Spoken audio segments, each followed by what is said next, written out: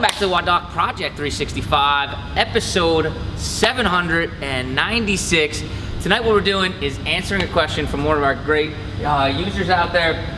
It's Paula Salazar. She asked, I was wondering if you could do an episode talking especially about the GHD, its function, its purpose, its pros and cons. A lot of people out there don't even know how you properly use it.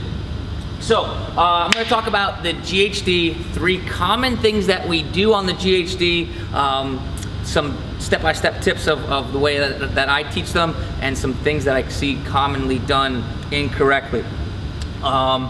These are going to be 3 that are all facing down. We're excluding the GHD sit-up just for today because that's not typically what I think of when I think of GHD, glute ham developer. Before we get into it and all the meat and potatoes, guys, please jump onto the website, look at the pre-sale memberships for WODdoc Premium. You have 4 days till WODdoc Premium goes live. 2 options out there. You can get a pre-sale lifetime membership, good forever or until I kick the bucket, or you can get 2 years for the price, or 3 years for the price of 2. Both of those are pre-sale specials, so jump on www.thewoddoc.com and check that stuff out. All right, back onto what we're talking about and answering Paula's question. So we have 3 GHDs here. I set all 3 up independently just so I can jump one to one. You would have to obviously do these by yourself if you only had 1 GHD, okay? So the first thing that we're gonna talk about is the longest setup, or the longest distance between your leg and your hip. And this is called the back extension. So what we're gonna do here is our setup is so that when our feet rest in and we are facing downwards, the cushion comes well before, right, the end of our hip, right? So you can, if you see from the side here, you're gonna end up seeing that my hip can't just hinge, my back now needs to flex forward, okay?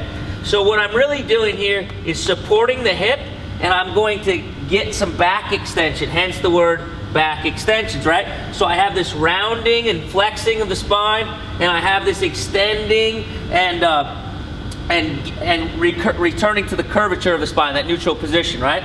So I can do these, and the big keys that I care about when I do this is that I always remain with a tight glute, right?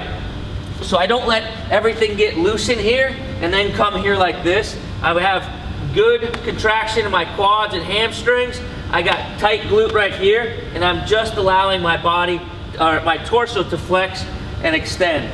Why would we use these?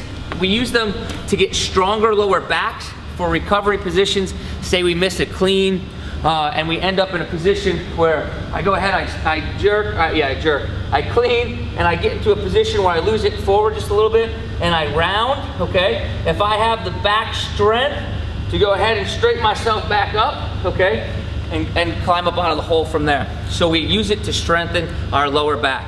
Next setup is a shorter setup